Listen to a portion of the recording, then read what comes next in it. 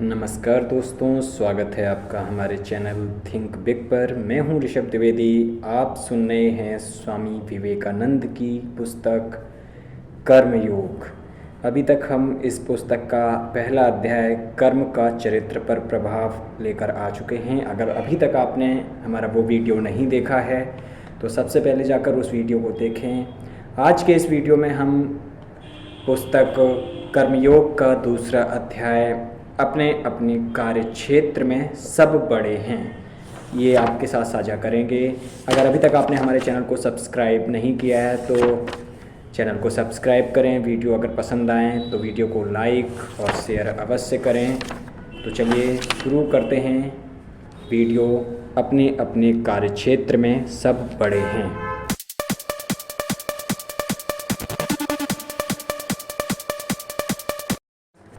सांख्य मत के अनुसार प्रकृति त्रिगुणमयी है।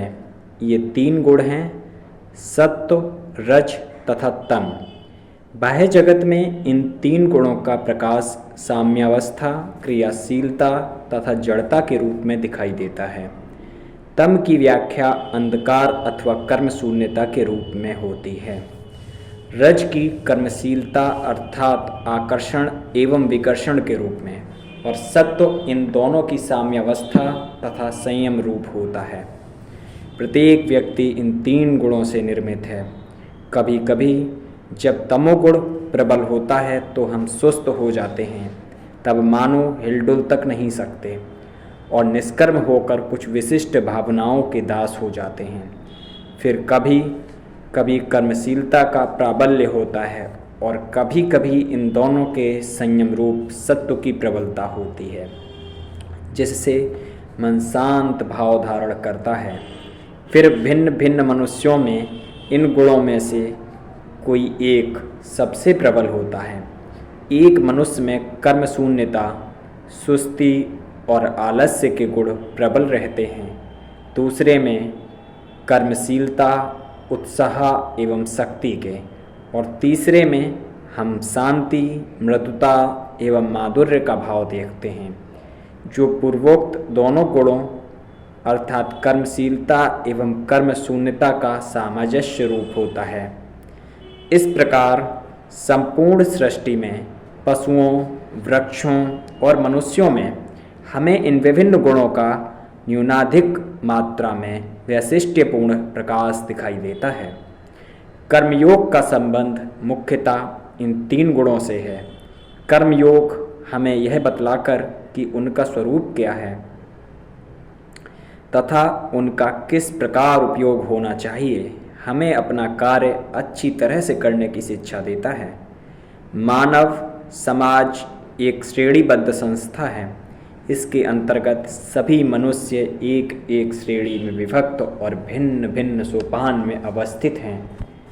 हम सभी जानते हैं कि सदाचार तथा कर्तव्य किसे कहते हैं, परंतु फिर भी हम देखते हैं कि भिन्न भिन्न देशों में सदाचार के संबंध में अलग अलग धारणाएं हैं। एक देश में जो बात सदाचार युक्त मानी जाती है, संभव है दूसरे में वही नितांत दुराचार समझी जाए। उदाहरण के लिए, एक देश में चचेरे भाई बहन आपस में विवाह कर सकते हैं, परंतु दूसरे देश में यही बात बहुत बुरी मानी जाती है। किसी देश में लोग अपनी साली से विवाह कर सकते हैं, परंतु यही बात दूसरे देश में बड़ी खराब समझी जाती है। फिर कहीं कहीं लोग एक ही बार विवाह कर सकते हैं और कहीं कहीं कई बार, इत्यादि इत्यादि। इसी प्रकार सदाचार की अन्यान्य बातों के संबंध में भी विभिन्न देशों में बहुत भिन्न भिन्न धारणाएं रहती हैं। फिर भी हमारी यह धारणा है कि सदाचार का एक सार्वभौमिक आदर्श अवश्य है। यही बात कर्तव्य के बारे में भी है। भिन्न भिन्न जातियों में कर्तव्य के बारे में अलग अलग धारणा होती है। किसी देश में यदि एक मनुष्य कुछ विशिष्ट कार्य नहीं करता तो लोग उस पर दोषारोपण करते हैं, परंतु अन्य किसी देश में यदि वह मनुष्य वही कार्य करता है तो वहाँ के लोग कहते हैं कि उसने ठीक नहीं किया। फिर भी हम जानते हैं कि कर्तव्य का एक सार्वभौमिक आदर्श अवश्य है।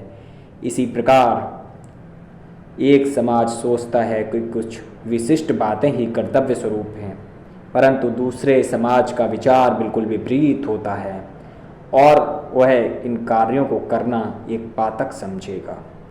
अब हमारे सम्मुख दो मार्ग खुले हैं, एक अज्ञानी का जो सोचता है कि सत्य का मार्ग केवल एक ही है तथा अन्य सब भ्रमात्मक हैं, और दूसरा ज्ञानी का जो यह मानता है कि हमारी मानसिक दशा तथा परिस्थिति के अनुसार कर्तव्य तथा सदाचार भिन्न भिन्न हो सकते हैं। अतएव जानने योग्य प्रधान बात यह है कि कर्तव्य तथा सदाचार के विभिन्न स्तर होते हैं और एक अवस्था के, एक परिस्थिति के कर्तव्य दूसरी परिस्थिति के कर्तव्य नहीं हो सकते। उदाहरण, सब महापुरुषों का उपदेश है कि अशुभ के प्रतिकार की चेष्टा नहीं करनी चाहिए। अशुभ का अप्रतिकार ही सर्वोच्च नैतिक आदर्श है। हम जानते हैं कि यदि हम लोग इस कहावत को पूर्णतः चरितार्थ करने लगें तो समाज के सारे बंधन ही छिन्न भिन्न हो जाएं। चोर और लुटेरे हमारी जान माल पर हाथ मारने और मनमानी करने लगें। यदि इस प्रकार का अप्रतिकार धर्म एक दिन भी आचरण में लाया गया तो बड़ी गड़बड़ी मच जाएगी, परंतु फिर भी अपने हृदय के अंत स्थल से हम अप्रतिकार रूप उपदेश की सत्यता भीतर ही भीतर अनुभव करते रहते हैं। हमें यह सर्वोच्च आदर्श प्रतीत होता है, परंतु यदि केवल इस मत का ही प्रचार किया जाए तब तो अधिकांश मनुष्यों को ही अन्याय कर्मी कहकर तिरस्कृत कर देना होगा। इतना ही नहीं, बल्कि इसके द्वारा मनुष्यों को सदा यही अनुभव होने लगेगा कि वे अन्याय ही कर रहे हैं। उनके हृदय में प्रत्येक कार्य के बारे में संकल्प विकल्पना होने लगेगी। उनका मन दुर्बल हो जाएगा तथा अन्य किसी व्यसन की अपेक्षा आत्मधिक्कार उनमें अधिक दुर्गुणों का संचार कर देगा। जो व्यक्ति अपने प्रति घृणा करने लगा है उसके पतन का द्वार खुल चुका है। और यही बात जाति के संबंध में भी घटती है। हमारा पहला कर्तव्य यह है कि हम अपने प्रति घृणा न करें, क्योंकि आगे बढ़ने के लिए यह आवश्यक है कि पहले हम स्वयं में विश्वास रखें और फिर ईश्वर में। जैसे स्वयं में विश्वास नहीं, उसे ईश्वर में कभी भी विश्वास नहीं हो सकता। अतएव हमारे लिए जो एकमात्र रास्ता रह जाता है वह यह है कि हम समझ लें कि कर्तव्य तथा सदाचार की धारणा विभिन्न परिस्थितियों के अनुसार बदलती रहती है। यह बात नहीं कि जो मनुष्य अशुभ का प्रतिकार कर रहा है वह कोई दूसरा ऐसा काम है जो सदा और स्वभावतः अन्यायपूर्ण है, वरन भिन्न भिन्न परिस्थितियों के अनुसार अशुभ का प्रतिकार करना उसका कर्तव्य ही हो सकता है। संभव है श्रीमद् भगवद गीता का 2वां अध्याय पढ़कर तुम पाश्चात्य देश वालों में से बहुतों को आश्चर्य हुआ हो, क्योंकि उस अध्याय में भगवान श्री कृष्ण ने अर्जुन को कपटी तथा डरपोक कहा है, और वह इसलिए कि अर्जुन ने अपने संबंधियों तथा मित्रों से यह कहकर लड़ने अथवा संघर्ष करने से इनकार कर दिया था कि अहिंसा परम धर्म है। हमारे लिए समझने की यह एक बड़ी बात है कि प्रत्येक कार्य की दोनों चरम विपरीत अवस्थाएं एक सदृश दिखाई देती हैं। चरम अस्ति और चरम नास्ति दोनों सदैव एक समान दिखाई देती हैं। उदाहरण, आलोक का स्पंदन यदि अत्यंत मृदु होता है तो हम उसे नहीं देख सकते, और इसी प्रकार जब वह अत्यंत द्रुत होता है तब भी हम उसे देखने में असमर्थ होते हैं। शब्द के संबंध में भी ठीक ऐसा ही है। ना तो उसके बहुत मृदु होने पर हम उसे सुन सकते हैं और ना उसके बहुत उच्च होने पर। इसी प्रकार भेद प्रतिकार तथा अप्रतिकार में है। एक मनुष्य इसलिए प्रतिकार नहीं करता कि वह कमज़ोर है, सुस्त है, असमर्थ है। दूसरी ओर एक दूसरा मनुष्य है जो यह जानता है कि यदि वह चाहे तो जबरदस्त प्रतिकार कर सकता है, परंतु फिर भी वह केवल अप्रतिकार ही नहीं करता वरन अपने शत्रुओं के प्रति शुभकामनाएं भी प्रकट करता है। अतः वह मनुष्य जो दुर्बलता के कारण प्रतिकार नहीं करता पापग्रस्त होता है और इसलिए अप्रतिकार से कोई लाभ नहीं उठा सकता। परंतु दूसरा मनुष्य यदि प्रतिकार करे तो वह भी पाप का भागी होता है। भगवान बुद्ध ने तो अपने राज वैभव तथा सिंहासन को छोड़ दिया, उसे हम सच्चा त्याग कह सकते हैं। परंतु एक भिखारी के संबंध में त्याग का कोई प्रश्न ही नहीं उठता, क्योंकि उसके पास तो त्याग करने को कुछ है ही नहीं। अतएव जब हम अप्रतिकार तथा आदर्श प्रेम की बात करते हैं तब यह विशेष रूप से नज़र रखना आवश्यक है कि हम किस विषय की ओर लक्ष्य कर रहे हैं। हमें पहले यह ध्यान पूर्वक सोच लेना चाहिए कि इसमें प्रतिकार की शक्ति है भी या नहीं।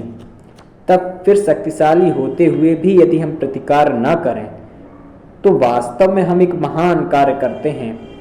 परंतु यदि हम प्रतिकार कर ही न सकते हों और फिर भी भ्रमवश यही सोचते रहें कि हम उच्च प्रेम की प्रेरणा से ही कार्य कर रहे हैं, तो यह पहले के ठीक विपरीत ही होगा। अपने विपक्ष में शक्तिशाली सेना को खड़ी देखकर अर्जुन बुज़दिल हो गया। उसके प्रेम ने उसे अपने देश तथा राजा के प्रति अपने कर्तव्य को भुला दिया। इसलिए तो भगवान श्री कृष्ण ने उससे कहा कि तू ढोंगी है, एक ज्ञानी के सदृश तू बातें तो करता है परंतु तेरे कर्म बुज़दिल जैसे हैं, इसलिए तू उठ खड़ा हो और युद्ध कर। यह है कर्मयोग का असली भाग। कर्मयोगी वही है जो समझता है कि सर्वोच्च आदर्श अप्रतिकार हैं, जो जानता है कि वह अप्रतिकार ही मनुष्य की आंतरिक शक्ति का उच्चतम विकास है, और वह यह भी जानता है कि जिसे हम अन्याय का प्रतिकार कहते हैं वह इस अप्रतिकार रूप उच्चतम शक्ति की प्राप्ति के मार्ग में केवल एक सीढ़ी मात्र है। इस सर्वोच्च आदर्श को प्राप्त करने के पहले अन्याय का प्रतिकार करना मनुष्य का कर्तव्य है। पहले वह कार्य करे, युद्ध करे, यथाशक्ति प्रतिद्वंदिता करे। जब उसमें प्रतिकार की यह शक्ति आ जाएगी, केवल तभी यह प्रतिकार उसके लिए एक गुण स्वरूप होगा। अपने देश में एक बार एक व्यक्ति के साथ मेरी मुलाकात हुई। मैं पहले से ही जानता था कि वह आलसी, बुद्धिहीन और अज्ञ है। उसे कुछ जानने की चाह भी ना थी। सारांश यह है कि वह पशुवत अपना जीवन व्यतीत करता था। उसने मुझसे प्रश्न किया, भगवान की प्राप्ति के लिए मुझे क्या करना चाहिए? मैं किस प्रकार मुक्त हो सकूंगा? मैंने उससे पूछा, क्या तुम झूठ बोल सकते हो? उसने उत्तर दिया, नहीं। मैंने कहा, तब तुम पहले झूठ बोलना सीखो। पशुवत अथवा एक लट्ठे के सदृश जड़वत जीवन यापन करने की अपेक्षा झूठ बोलना कहीं अच्छा है। तुम अकर्मण्य हो। अवश्य तुम उस सर्वोच्च निष्क्रिय अवस्था तक पहुँचे नहीं जो सब कर्मों से परे है और परम शांतिपूर्ण है। और तो और तुम इतने जड़ भावना पत्र हो कि एक बुरा कार्य करने की भी तुम में ताकत नहीं। अवश्य इतने तामसिक पुरुष बहुधा नहीं होते। और सच पूछो तो मैं उससे मजाक ही कर रहा था, पर मेरा मतलब यह था कि संपूर्ण निष्क्रिय अवस्था या शांत भाव प्राप्त करने के लिए मनुष्य को कर्मशीलता में से होकर जाना होगा। आलस्य का प्रत्येक दशा में त्याग करना चाहिए। क्रियाशीलता का अर्थ है प्रतिकार। मानसिक तथा शारीरिक समस्त दुर्बलताओं का प्रतिकार करो, और जब तुम इस प्रतिकार में सफल हो जाओगे तभी शांति प्राप्त होगी। यह कहना बड़ा सरल है कि किसी से घृणा मत करो, किसी अशुभ का प्रतिकार मत करो, परंतु हम जानते हैं कि इसे कार्य रूप में परिणत करना क्या चीज़ है। जब सारे समाज की आंखें हमारी ओर फिरती हैं तो हम अप्रतिकार का स्वांग भले ही करें, परंतु हमारे हृदय में प्रतिकार वासना की टोंच सदैव बनी रहती है। यथार्थ अप्रतिकार के भाव से हृदय में जो शांति अनुभूत होती है उसका अभाव हमें निरंतर खलता रहता है। हमें ऐसा लगता है कि प्रतिकार करना ही अच्छा है। यदि तुम्हें धन की इच्छा है और साथ ही तुम्हें यह भी मालूम है कि जो मनुष्य धन का इच्छुक है उसे संसार दुष्ट कहता है, तो संभव है तुम धन प्राप्त करने के लिए प्राणपण से चेष्टा करने का साहस न करो। परंतु फिर भी तुम्हारा मन दिन रात धन के पीछे पीछे ही दौड़ता रहेगा। पर यह तो सरासर कपटता है और इससे कोई लाभ नहीं होता। संसार में कूद पड़ो और जब तुम इसके समस्त सुख और दुख भोग लोगे तभी त्याग आएगा, तभी शांति प्राप्त होगी। अतएव प्रभुत्व लाभ की अथवा अन्य जो कुछ तुम्हारी वासना हो वह सब पहले पूरी कर लो, और जब तुम्हारी सारी वासनाएं पूर्ण हो जाएंगी तब एक समय ऐसा आएगा जब तुम्हें यह मालूम हो जाएगा कि वे सब चीज़ें बहुत छोटी हैं, परंतु जब तक तुम्हारी वह वासना तृप्त नहीं होती तब तक तुम उस कर्मशीलता में से होकर नहीं जा चुकते। तब तक तुम्हारे लिए उस शांत भाव एवं समर्पण तक पहुंचना नितांत असंभव है। यह अहिंसा तत्व, यह अप्रतिकार धर्म गत हजारों वर्षों से प्रचारित है। यह अहिंसा तत्व, यह अप्रतिकार धर्म हजारों वर्षों से प्रचारित होता आया है। प्रत्येक व्यक्ति ही इसके बारे में बचपन से सुनता आया है, परंतु फिर भी आज संसार में बहुत कम लोग दिखाई देते हैं जो वास्तव में उस स्थिति तक पहुंच सके हैं। मैंने लगभग आधे संसार का भ्रमण कर डाला है, परंतु मुझे शायद ऐसे 20 मनुष्य भी नहीं मिले जो वास्तव में शांत तथा अहिंसा प्रकृति वाले हों। प्रत्येक मनुष्य का कर्तव्य है कि वह अपना आदर्श लेकर उसे अपने जीवन में ढालने का प्रयत्न करे, बजाय इसके कि वह दूसरों के आदर्शों को लेकर चरित्र गढ़ने की चेष्टा करे। अपने ही आदर्श का अनुसरण करना सफलता का अधिक निश्चित मार्ग है। संभव है दूसरे का आदर्श वह अपने जीवन में ढालने में कभी समर्थ न हो। उदाहरण, यदि हम एक छोटे बच्चे से एकदम 20 मील चलने को कहते हैं तो या तो वह बेचारा मर जाएगा, या यदि 1000 में से एक आध रेंगता कहीं पहुंचता भी तो वह अधमरा हो जाएगा। बस हम भी संसार के साथ ऐसा ही करने का प्रयत्न करते हैं। किसी समाज के सब स्त्री पुरुष न एक मन के होते हैं, न एक ही योग्यता के और न एक ही शक्ति के। अतएव उनमें से प्रत्येक का आदर्श भी भिन्न भिन्न होना चाहिए, और इन आदर्शों में से एक का भी उपहास करने का हमें कोई अधिकार नहीं है। अपने आदर्श को प्राप्त करने के लिए प्रत्येक को जितना हो सके यत्न करने दो। फिर यह भी ठीक नहीं है कि मैं तुम्हारे अथवा तुम मेरे आदर्श द्वारा जांचे जाओ।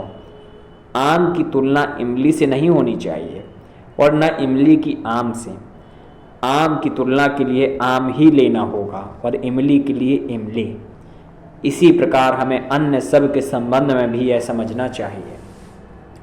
बहुत्व में एकत्व की सृष्टि का नियम है। प्रत्येक स्त्री पुरुष में व्यक्तिगत रूप से कितना भी भेद क्यों न हो, उन सब के पीछे वह एकत्व ही विद्यमान है। स्त्री पुरुषों के भिन्न भिन्न चरित्र एवं उनकी अलग अलग श्रेणियां सृष्टि की स्वाभाविक विभिन्नता मात्र हैं। अतएव एक ही आदर्श द्वारा सब की जांच करना अथवा सब के सामने एक ही आदर्श रखना किसी भी प्रकार उचित नहीं है। ऐसा करने से केवल एक अस्वाभाविक संघर्ष उत्पन्न हो जाता है, और वह फल यह होता है कि मनुष्य स्वयं से ही घृणा करने लगता है तथा धार्मिक एवं उच्च बनने से रुक जाता है।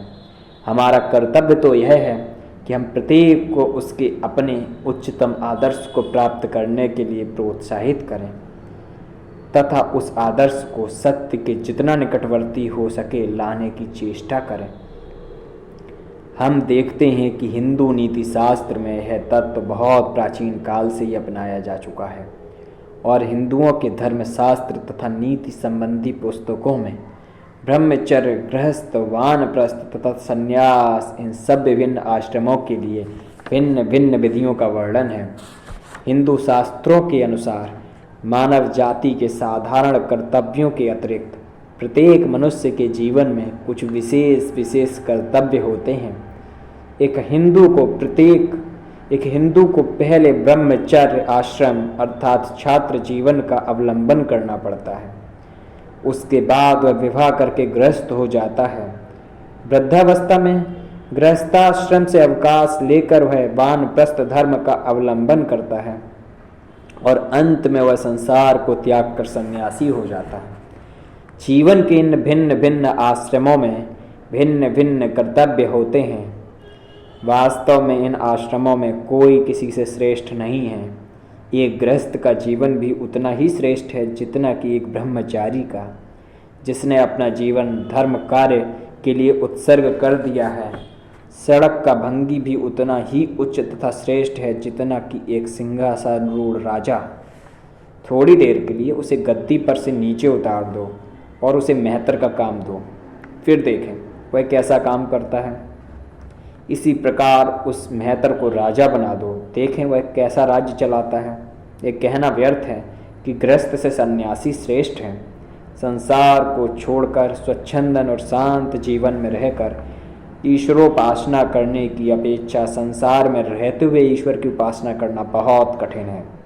आज तो भारत में जीवन के ये 4 आश्रम घटकर केवल 2 ही रह गए हैं, गृहस्थ एवं सन्यास।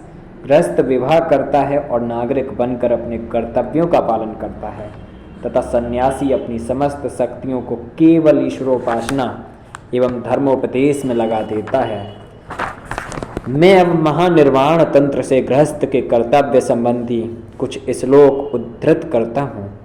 यह सुनकर तुम देखोगे कि किसी व्यक्ति के लिए गृहस्थ होकर अपने सब कर्तव्यों का उचित रूप से पालन करना कितना कठिन है। ब्रह्मोनिष्ठो गृहस्था स्यातं ब्रह्म ज्ञान परायणा यज्ञ कर्म प्रकुर्वीत तद ब्रह्मणि समर्पयेत।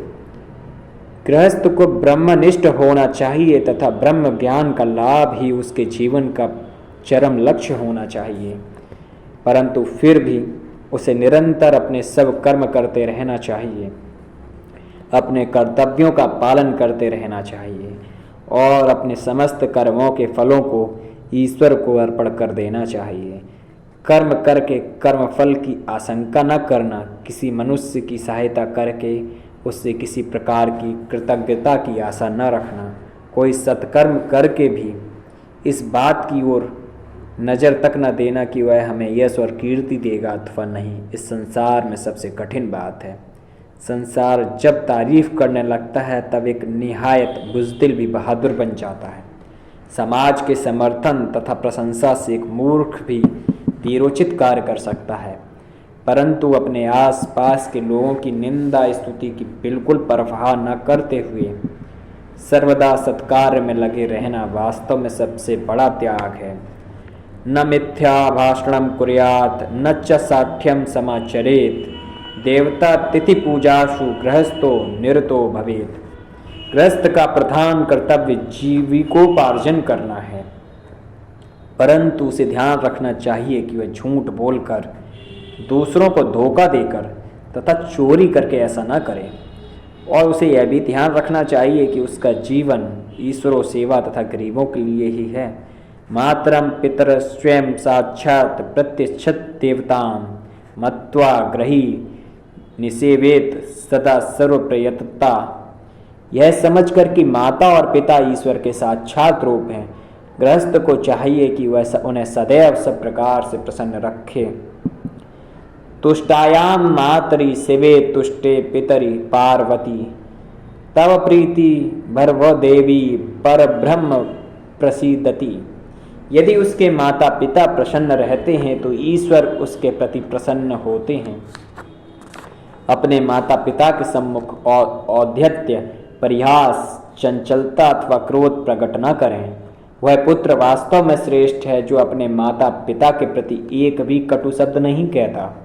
माता पिता के दर्शन कर उसे चाहिए कि वह उन्हें आदर पूर्वक प्रणाम करे। उनके आने पर वह खड़ा हो जाए और तब तक वे उससे बैठने को न कहें तब तक वह न बैठे। जो गृहस्थ अपने माता पिता, बच्चों, स्त्री तथा अतिथि को बिना भोजन कराए स्वयं भोजन कर लेता है वह पाप का भागी होता है। पिता माता द्वारा ही यह शरीर उत्पन्न हुआ है, अतएव उन्हें प्रसन्न करने के लिए मनुष्य को हजार हजार कष्ट भी सहने चाहिए। इसी प्रकार मनुष्य का अपनी स्त्री के प्रति भी कर्तव्य है। गृहस्थ को अपनी स्त्री को कभी धुड़कना न चाहिए और उसका मातृत्व पालन करना चाहिए। यदि उसकी स्त्री साध्वी और पतिव्रता है तो वह कष्ट में भी उसका त्याग न करे। जो मनुष्य अपनी स्त्री के अतिरिक्त किसी दूसरी स्त्री का कलुषित मन से चिंतन करता है वह घोर नरक में जाता है। ज्ञानी मनुष्य को चाहिए कि वह पर स्त्री के साथ निर्जन में शयन न करे और वास न करे, स्त्रियों के सम्मुख अनुचित वाक्य न कहे और न मैंने यह किया वह किया आदि कहकर अपने मुख से अपनी बड़ाई ही करे। अपनी स्त्री को धन, वस्त्र, प्रेम, श्रद्धा एवं अमृत तुल्य वाक्य द्वारा प्रसन्न रखे और उसे किसी प्रकार क्षुब्ध न करे। हे पार्वती, जो पुरुष अपनी पतिव्रता स्त्री का प्रेम भाजन बनने में सफल होता है उसे समझो कि अपने स्वधर्म के आचरण में सफलता मिल गई, ऐसा व्यक्ति तुम्हारा प्रिय होता है। पुत्र कन्या के प्रति गृहस्थ के निम्नलिखित कर्तव्य हैं। 4 वर्ष की अवस्था तक पुत्रों का खूब लाड़ प्यार करना चाहिए। फिर 16 वर्ष की अवस्था तक उन्हें नाना विदित सद्गुणों और विद्याओं की शिक्षा देनी चाहिए। जब वे 20 वर्ष के हो जाएं तो उन्हें किसी गृह कर्म में लगा देना चाहिए। तब पिता को चाहिए कि वह उन्हें अपनी बराबरी का समझकर उनके प्रति स्नेह प्रदर्शन करें। ठीक इसी तरह कन्याओं का भी लालन पालन करना चाहिए। उनकी शिक्षा बहुत ध्यानपूर्वक होनी चाहिए और जब उनका विवाह हो तो पिता को उन्हें धन, आभूषण आदि देने चाहिए। इसी प्रकार गृहस्थ को अपने भाई, बहन, भतीजे, भांजे तथा अन्य सगे संबंधी, मित्र एवं नौकरों का भी पालन करना चाहिए और उन्हें संतुष्ट रखना चाहिए। फिर गृहस्थ को यह भी चाहिए कि वह स्वधर्म अपने ग्राम वासियों, अभ्यागतों और उदासीनों का पालन करे। हे देवी, धन संपन्न होते हुए भी जो गृहस्थ अपने कुटुंबियों तथा निर्धनों की सहायता नहीं करता वह निंदनीय और पापी है, उसे तो पशुतुल्य ही समझना चाहिए। गृहस्थ को अत्यंत निद्रा, आलस्य, देह की सेवा, केश विन्यास तथा भोजन वस्त्र में आसक्ति का त्याग करना चाहिए। उसे आहार, निद्रा, भाषण, मैथुन इत्यादि सब बातें परिसीमित रूप से करनी चाहिए। उसे अकपट, नम्र, बाह्य भंतर, शौच संपन्न, निरालस्य और उद्योगशील होना चाहिए। गृहस्थ को अपने शत्रु के सामने शूर होना चाहिए और गुरु एवं बंधुजनों के समक्ष नम्र। शत्रु के सम्मुख शूरता प्रकट करके उसे उस पर शासन करना चाहिए। यह गृहस्थ का आवश्यक कर्तव्य है। गृहस्थ को घर में कोने में बैठकर रोना और अहिंसा परमो धर्मा कहकर खाली गाल न बजाना चाहिए। यदि वह शत्रु के सम्मुख वीरता नहीं दिखाता है तो वह अपने कर्तव्य की अवहेलना करता है, किंतु अपने बंधु बांधव, आत्मीय स्वजन एवं गुरु के निकट उसे गौ के समान शांत एवं निर्भीक भाव अवलंबन करना चाहिए। निंदित असत व्यक्ति को वह सम्मान न दे और सम्माननीय व्यक्ति का आदर करें। असत व्यक्ति के प्रति सम्मान प्रदर्शित करना गृहस्थ का कर्तव्य नहीं है, क्योंकि ऐसा करने से वह असद विषय को आश्रय देता है और यदि सम्मान योग्य व्यक्ति को सम्मान नहीं देता है तो भी बड़ा अन्याय करता है। एक साथ रहकर विशेष निरीक्षण के द्वारा वह पहले मनुष्य का स्नेह, व्यवहार, प्रवृत्ति और प्रकृति जान ले, फिर उस पर विश्वास करे। ऐसे ऐरे गहरे किसी व्यक्ति के साथ वह मित्रता न कर बैठे जिसके साथ उसे मित्रता करने की इच्छा हो। उसके कार्यकलाप तथा अन्य लोगों के साथ उसके व्यवहार की वह पहले भली भांति जांच कर ले और फिर उसके साथ मित्रता करे। धर्मज्ञ ग्रही व्यक्ति को चाहिए कि वह अपना यश, पौरुष, दूसरों की बताई हुई गुप्त बात तथा दूसरों के प्रति उसने जो कुछ उपकार किया है इन सब का वर्णन सर्वसाधारण के सम्मुख न करे। उसे अपने वैभव अथवा अभाव आदि की भी बात नहीं करनी चाहिए। उसे अपने धन पर गर्व करना उचित नहीं। ऐसे विषय को वह गुप्त ही रखें। यदि उसका धर्म है, यह केवल सांसारिक अभिज्ञता नहीं है। यदि कोई मनुष्य ऐसा नहीं करता तो वह दुर्नीति परायण कहा जा सकता है। गृहस्थ सारे समाज की नींव सदृश है, वही मुख्य धन उपार्जन करने वाला होता है। निर्धन, दुर्बल, स्त्री, बच्चे आदि तो सब कार्य करने योग्य नहीं है, वे गृहस्थ के ऊपर ही निर्भर रहते हैं। अतएव गृहस्थ को कुछ कर्तव्य करने पड़ते हैं, और ये कर्तव्य ऐसे होने चाहिए कि उनका साधन करते करते वह अपने हृदय में शक्ति का विकास अनुभव करे, और ऐसा न सोचे कि वह अपने आदर्श अनुसार कार्य नहीं कर रहा। इसी कारण यदि उसने कोई अन्याय अथवा निंदित कार्य कर डाला है तो उसे दूसरों के सम्मुख प्रकट नहीं करना चाहिए। इसी प्रकार यदि वह ऐसी किसी बात में लगा है जिसमें वह अपनी सफलता निश्चित मानता है तो उसे उसकी भी चर्चा नहीं करनी चाहिए। इस प्रकार आत्मदोष प्रकट करने से कोई लाभ तो होता नहीं, बल्कि उल्टा इसके द्वारा मनुष्य हतोत्साहित हो जाता है, और इस प्रकार उसके कर्तव्य कर्मों में बाधा पड़ती है। उसने जो अन्याय कर्म किया है उसका फल तो उसे भोगना ही पड़ेगा, किंतु उसे फिर ऐसी चेष्टा करनी चाहिए जिससे वह सत्कर्म कर सके। संसार सर्वदा शक्तिमान तथा दृढ़चित्त व्यक्ति के प्रति ही सहानुभूति प्रकट करता है। उसे चाहिए कि वह यत्नपूर्वक विद्या, धन, यश और धर्म का उपार्जन करे तथा व्यसन, धृत क्रीड़ा, कुसंग, मिथ्या भाषण एवं परद्रोह का परित्याग करे। उसे सबसे पहले ज्ञान लाभ के लिए चेष्टा करनी चाहिए, फिर उसे धनोपार्जन के लिए भी यत्न करना चाहिए। यही उसका कर्तव्य है, और यदि वह अपने कर्तव्य को नहीं करता तो उसकी गणना मनुष्यों में नहीं। जो गृहस्थ धनोपार्जन की चेष्टा नहीं करता वह दुर्नीति परायण एवं निकम्मा है। यदि वह आलस्य भाव से जीवन यापन करता है और उसी में संतुष्ट रहता है तो वह असत प्रकृति वाला है, क्योंकि उसके ऊपर अनेकों व्यक्ति निर्भर रहते हैं। यदि वह यथेष्ट धन उपार्जन करता है तो उससे सैकड़ों का पालन पोषण होता है।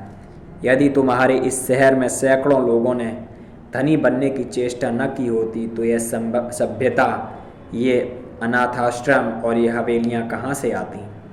ऐसी दशा में धनोपार्जन करना कोई अन्याय नहीं है, किंतु यह धन वितरण के लिए ही होता है। गृहस्थ ही समाज जीवन का केंद्र है, उसके लिए धन कमाना तथा उनका सत्कर्मों में व्यय करना ही उपासना है। जिस प्रकार एक सन्यासी को अपनी कुटी में बैठकर की हुई उपासना उसके मुक्ति लाभ में सहायक होती है, उसी प्रकार एक गृहस्थ की भी सदुपाय तथा सदुष्य से धनी होने की चेष्टा उसके मुक्ति लाभ में सहायक होती है, क्योंकि इन दोनों में ही हम ईश्वर तथा जो कुछ ईश्वर का है उन सब के प्रति भक्ति से उत्पन्न हुए आत्मसमर्पण एवं आत्मत्याग का ही प्रकाश पाते हैं। भेद है केवल प्रकाश के रूप भर का। बहुधा देखा जाता है कि लोग ऐसे कार्यों में प्रवृत्त हो जाते हैं जो उनकी शक्ति के बाहर होते हैं। इसका फल यही होता है कि उन्हें फिर अपनी उद्देश्य सिद्धि के लिए दूसरों को धोखा देना पड़ता है। फिर प्रयत्न अवस्था पर और क्रिया समय पर अवलंबित रहती है, अतएव अवस्था और समय के अनुसार ही कार्य करना चाहिए। इन बातों में समय की ओर विशेष दृष्टि रखनी चाहिए। एक समय जिसमें असफलता हुई है, संभव है उसी में दूसरे समय पूरी सफलता प्राप्त हो जाए। धीर गृहस्थ को सत्य, मृदु, प्रिय तथा हितकर वचन बोलने चाहिए। वह अपने उत्सर्ग की चर्चा न करे और दूसरों की निंदा करना छोड़ दे। जो व्यक्ति सब लोगों की सुविधा के लिए जलाशय खुदवाता है, वृक्ष लगाता है, धर्मशालाएं तथा सेतु निर्माण करता हुआ तीनों लोगों को जीत लेता है। बड़े बड़े योगियों को जो पद प्राप्त होता है उसी की ओर इन सब कर्मों को करने वाला भी अग्रसर होता रहता है। ऊपर कहे हुए वाक्यों द्वारा यह स्पष्ट है कि कर्मयोग संबंधी इन नीति वाक्यों को कार्य रूप में परिणित करना ही गृहस्थ का मुख्य कर्तव्य है। सर्वदा क्रियाशील रहना कर्मयोग का एक अंग है, यही गृहस्थ का कर्तव्य है। उक्त तंत्र ग्रंथ में एक और श्लोक इस प्रकार है, जो मनुष्य युद्ध में नहीं डरता, पीठ नहीं दिखाता और धर्म युद्ध में मृत्यु को प्राप्त होता है, वह तीनों लोकों को जीत लेता है। यही स्वदेश अथवा स्वधर्म के लिए युद्ध करते करते मनुष्य की मृत्यु हो जाए तो योगी जन जिस पद को ध्यान द्वारा पाते हैं, वही पद उस मनुष्य को भी मिलता है। इससे यह स्पष्ट है कि जो एक मनुष्य का कर्तव्य है, वह दूसरे मनुष्य का कर्तव्य नहीं भी हो सकता है। परंतु साथ ही शास्त्र किसी के भी कर्तव्य को हीन अथवा उन्नत नहीं कहते। विभिन्न देश, काल तथा पात्र के अनुसार कर्तव्य भी अलग अलग होते हैं और हम जिस अवस्था में रहें उसी के उपयोगी कर्तव्य हमें करने चाहिए। इन सब से हमें यह भाव मिलता है कि दुर्बलता मात्र ही सर्वथा घृण और परित्याज्य है। हमारे दर्शन, धर्म अथवा कर्म के भीतर, हमारी समस्त शास्त्रीय शिक्षाओं के भीतर यही एक मुख्य भाव है जो मुझे पसंद आता है। यदि तुम वेदों को पढ़ो तो देखोगे कि उसमें नाभेद अभी अर्थात किसी से भी डरना नहीं चाहिए। यह बात बार बार कथित हुई है। भय दुर्बलता का चिन्ह है और यह दुर्बलता ही मनुष्य को ईश्वर प्राप्ति के मार्ग से हटाकर उसे नाना प्रकार के पाप कर्मों की ओर खींच लेती है।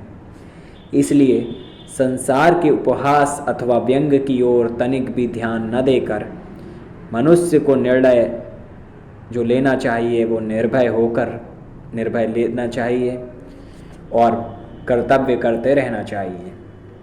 यदि कोई भी मनुष्य संसार से विरक्त होकर ईश्वरोपासना में लग जाए तो उसे यह नहीं समझना चाहिए कि जो लोग संसार में रहकर संसार के हित के लिए कार्य करते हैं वे ईश्वर की उपासना नहीं करते, और न ही अपने स्त्री बच्चों के लिए संसार में रहने वाले गृहस्थों को भी यह सोचना चाहिए कि जिन लोगों ने संसार का त्याग कर दिया है वे आलसी और घृणित जीव हैं।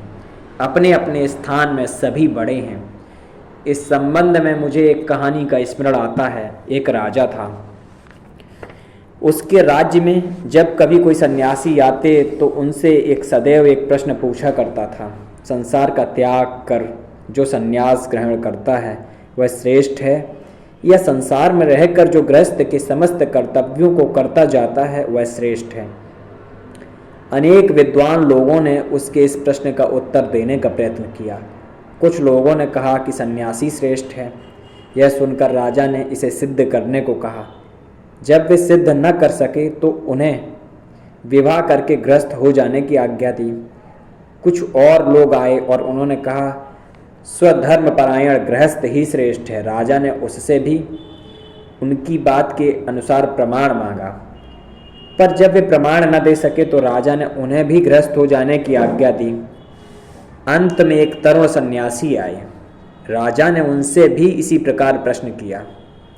सन्यासी ने कहा, हे राजन, अपने अपने स्थान में दोनों ही श्रेष्ठ हैं, कोई भी कम नहीं है। राजा ने उसका प्रमाण मांगा। सन्यासी ने उत्तर दिया, हाँ, मैं इसे सिद्ध कर दूंगा, परंतु तुम्हें मेरे साथ आना होगा और कुछ दिन मेरे ही समान जीवन व्यतीत करना होगा, तभी मैं तुम्हें अपनी बात का प्रमाण दे सकूंगा। राजा ने सन्यासी की बात स्वीकार कर ली और उनके पीछे पीछे चल दिया।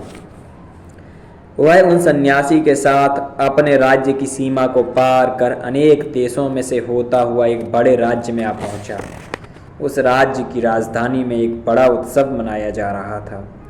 राजा और सन्यासी ने संगीत और नगाड़ों के शब्द सुने तथा डोंडी पीटने वालों की आवाज़ भी। लोग सड़कों पर सुसज्जित होकर कतारों में खड़े थे। उसी समय कोई एक विशेष घोषणा की जा रही थी। उपरोक्त राजा तथा सन्यासी भी यह सब देखने के लिए वहां खड़े हो गए। घोषणा करने वाले ने चिल्लाकर कहा, इस देश की राजकुमारी का स्वयंवर होने वाला है। राजकुमारियों का अपने लिए इस प्रकार पति चुनना भारतवर्ष में एक पुराना रिवाज था।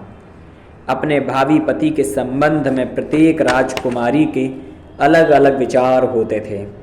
कोई अत्यंत रूपवान पति चाहती थी, कोई अत्यंत विद्वान, कोई अत्यंत धनवान, आदि आदि। अड़ोस पड़ोस के राज्यों के राजकुमार सुंदर से सुंदर ढंग से अपने को सजाकर राजकुमारी के सम्मुख उपस्थित होते थे। कभी कभी उन राजकुमारों के भी भाट होते थे जो उनके गुणों का गान करने तथा यह दर्शाते थे कि उन्हीं का वर्ण किया जाए। राजकुमारी को एक सजे हुए सिंहासन पर बिठाकर आलीशान ढंग से सभा के चारों ओर ले जाया जाता था। वह उन सब के सामने जाती तथा उनका गुणगान सुनती। यदि उसे कोई राजकुमार नापसंद होता तो वह अपने वाहकों से कहती, आगे बढ़ो, और उसके पश्चात उस नापसंद राजकुमार का कोई ख्याल तक न किया जाता था। यदि राजकुमारी किसी राजकुमार से प्रसन्न हो जाती तो वह उसके गले में वरमाला डाल देती और वह राजकुमार उसका पति हो जाता था। जिस देश में यह राजा और सन्यासी आए हुए थे उस देश में इसी प्रकार का एक स्वयंवर हो रहा था। यह राजकुमारी संसार में अद्वितीय सुंदरी थी और उसका भावी पति ही उसके पिता के बाद उसके राज्य का उत्तराधिकारी होने वाला था। इस राजकुमारी का विचार एक अत्यंत सुंदर पुरुष से विवाह करने का था, परंतु उसे योग्य व्यक्ति मिलता ही ना था। कई बार उसके लिए स्वयंवर रचे गए पर राजकुमारी को अपने मन का पति न मिला। इस बार का स्वयंवर बड़ा सुंदर था। अन्य सभी अवसरों की अपेक्षा इस बार अधिक लोग आए थे। राजकुमारी रत्न जड़ित सिंहासन पर बैठकर आई और उसके वाहक उसे एक राजकुमार के सामने से दूसरे के सामने ले गए, परंतु उसने किसी की ओर देखा तक नहीं। सभी लोग निराश हो गए और सोचने लगे कि क्या अन्य अवसरों की भांति इस बार का स्वयंवर भी असफल ही रहेगा। इतने ही में वहाँ एक दूसरा तरुण सन्यासी आ पहुँचा। वह इतना सुंदर था कि मानो सूर्यदेव ही आकाश छोड़कर स्वयं पृथ्वी पर उतर आए हों। वह आकर सभा के एक ओर खड़ा हो गया और जो कुछ हो रहा था उसे देखने लगा।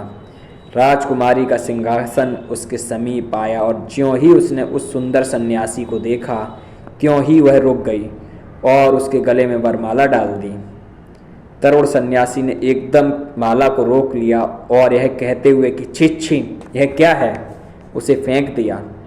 उसने कहा, मैं सन्यासी हूँ, मुझे विवाह से क्या प्रयोजन है। उस देश के राजा ने सोचा कि शायद निर्धन होने के कारण यह राजकुमारी से विवाह करने का साहस नहीं कर रहा है। अतएव उसने उससे कहा, देखो, मेरी कन्या के साथ तुम्हें मेरा आधा राज्य अभी मिल जाएगा और संपूर्ण राज्य मेरी मृत्यु के बाद। पर यह कहकर उसने सन्यासी के गले में फिर माला डाल दी। उस युवा सन्यासी ने माला फिर निकाल कर फेंक दी और कहा, अच्छी, यह सब क्या झंझट है, मुझे विवाह से क्या मतलब। और यह कहकर वह तुरंत सभा छोड़कर चला गया। इधर राजकुमारी इस युवा पर इतनी मोहित हो गई कि उसने यह कह दिया कि मैं इसी मनुष्य से विवाह करूंगी, नहीं तो प्राण त्याग दूंगी। और राजकुमारी सन्यासी के पीछे पीछे उसे लौटा लाने के लिए चल पड़ी। इसी अवसर पर अपने पहले सन्यासी ने, जो राजा को यहाँ लाए थे, राजा से कहा, राजन चलिए, इन दोनों के पीछे पीछे हम लोग भी चलें। निदान वे उनके पीछे पीछे काफ़ी फासला रखते हुए चलने लगे। वह युवा सन्यासी जिसने राजकुमारी से विवाह करने से इनकार कर दिया था, कई मील निकल गया और अंत में एक जंगल में घुस गया। उसके पीछे राजकुमारी थी और इन दोनों के पीछे ये दोनों। तरुण सन्यासी उस वन से भली भांति परिचित था तथा वहाँ के सारे जटिल रास्तों का उसे ज्ञान था। वह एकदम एक रास्ते में घुस गया और अदृश्य हो गया। राजकुमारी उसे फिर देख भी न सकी। उसे काफ़ी देर ढूंढने के बाद अंत में वह एक वृक्ष के नीचे बैठ गई और रोने लगी, क्योंकि उसे बाहर निकलने का मार्ग नहीं मालूम था। इतने में यह राजा और सन्यासी उसके पास आए और उससे कहा, बेटी रो मत, हम तुम्हें इस जंगल से बाहर निकाल ले चलेंगे, परंतु अभी बहुत अंधेरा हो गया है जिससे रास्ता ढूंढना सहज नहीं है। यहीं एक बड़ा पेड़ है, आओ इसी के नीचे हम सब विश्राम करें और सवेरा होते ही हम तुम्हें मार्ग बता देंगे। अब उस पेड़ की एक डाली पर एक छोटी चिड़िया, उसकी स्त्री तथा उसके 3 बच्चे रहते थे। उस चिड़िया ने पेड़ के नीचे इन 3 लोगों को देखा और अपने स्त्री से कहा, देखो, हमारे यहाँ ये लोग अतिथि हैं, जाड़े का मौसम है, हम लोग क्या करें, हमारे पास आग तो है नहीं। यह कहकर वह उड़ गया और एक जलती हुई लकड़ी का टुकड़ा अपनी चोंच में दबा लाया और उसे अतिथियों के सामने गिरा दिया। उन्होंने उसमें लकड़ी लगा लगाकर खूब आग तैयार कर ली, परंतु चिड़िया को फिर भी संतोष न हुआ। उसने अपनी स्त्री से कहा, बताओ अब हमें क्या करना चाहिए। ये लोग भूखे हैं और इन्हें खिलाने के लिए हमारे पास कुछ भी नहीं है। हम लोग गृहस्थ हैं और हमारा धर्म है कि जो कोई हमारे घर आए उसे हम भोजन कराएं। जो कुछ मेरी शक्ति में है मुझे अवश्य करना चाहिए। मैं उन्हें अपना यह शरीर ही दे दूंगा। ऐसा कहकर वह आग में कूद पड़ा और भुन गया। अतिथियों ने उसे आग में गिरते हुए देखा, उसे बचाने का यत्न भी किया, परंतु बचा न सके। उस चिड़िया की स्त्री ने अपने पति का सुकृत्य देखा और अपने मन में कहा, ये तो 3 लोग हैं, उनके भोजन के लिए केवल एक ही चिड़िया पर्याप्त नहीं है। पत्नी के रूप में मेरा यह कर्तव्य है कि अपने पति के परिश्रमों को मैं व्यर्थ न जाने दूं। वे मेरा भी शरीर ले लें। और ऐसा कहकर वह भी आग में गिर गई और भुन गई। इसके बाद जब उन 3 छोटे बच्चों ने देखा कि उन अतिथियों के लिए इतना तो पर्याप्त न होगा, तो उन्होंने आपस में कहा, हमारे माता पिता से जो कुछ बन पड़ा उन्होंने किया, परंतु फिर भी उतना पूरा न पड़ेगा। अब हमारा धर्म है कि हम उनके कार्य को पूरा करें। हमें अपने शरीर भी दे देने चाहिए। और यह कहकर वे सब भी आग में कूद पड़े। यह सब देखकर ये तीनों लोग बहुत चकित हुए। इन चिड़ियों को वे खा ही कैसे सकते थे। रात को वे बिना भोजन किए ही रहे। प्रातःकाल राजा तथा सन्यासी ने राजकुमारी को जंगल का मार्ग दिखला दिया और वे अपने पिता के घर वापस चली गईं। तब सन्यासी ने राजा से कहा, देखो राजन, तुम्हें अब ज्ञात हो गया कि अपने अपने स्थान में सब बड़े हैं। यदि तुम संसार में रहना चाहते हो तो इन चिड़ियों के समान रहो, दूसरों के लिए अपना जीवन दे देने को सदैव तत्पर रहो। और यदि तुम संसार छोड़ना चाहते हो तो उस युवा सन्यासी के समान हो जाओ, जिसके लिए वह परम सुंदरी स्त्री और एक राज्य भी दृढ़वत था। यदि गृहस्थ होना चाहते हो तो दूसरों के हित के लिए अपना जीवन अर्पित कर देने के लिए तैयार रहो।